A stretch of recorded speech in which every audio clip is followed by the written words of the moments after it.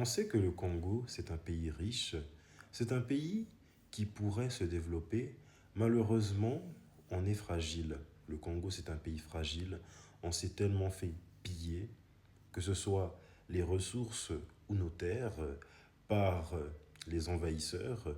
Les Belges nous ont massacrés en masse et même nos femmes, les femmes congolaises, sont très fragiles. Le patriarcat au Congo, c'est vraiment quelque chose. C'est quelque chose de très inquiétant. Les femmes, elles sont dominées. Même, bon, moi je viens de l'Europe, mais même les femmes congolaises européennes qui habitent en France, en Suisse, en Allemagne, elles sont piétinées et dominées par leur mari, par leur figure paternelle, enfin tous les hommes qui les entourent, et ça paraît normal alors que ça ne l'est pas. Malheureusement, au Congo, les femmes congolaises n'ont pas vraiment un rôle dans le monde du travail. Il en est qu'elles sont un pilier important dans le foyer et pour élever les enfants.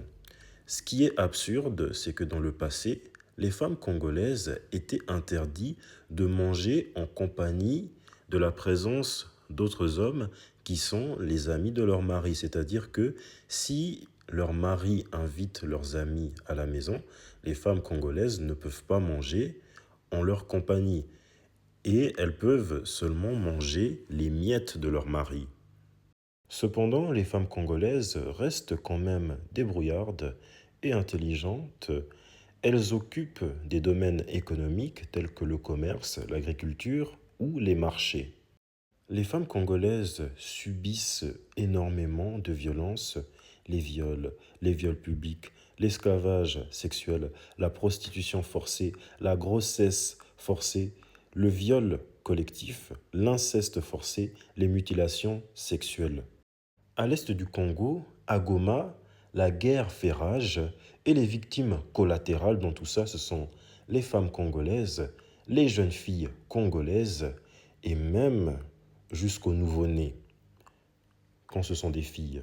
Le viol est une arme massive, là où les femmes congolaises, elles ont leur appareil génital mutilé ou totalement détruit, jusqu'à ce que celles-ci deviennent stériles. Et ce qui est injuste, c'est que les victimes qui en ressortent vivants, en plus d'avoir des traumatismes physiques et psychologiques, leur famille ou la société en rajoute une couche en les rejetant. Il y a également cette pratique spirituelle et symbolique nommée le rite de veuvage. Et les femmes congolaises sont obligées de le faire. C'est une contrainte.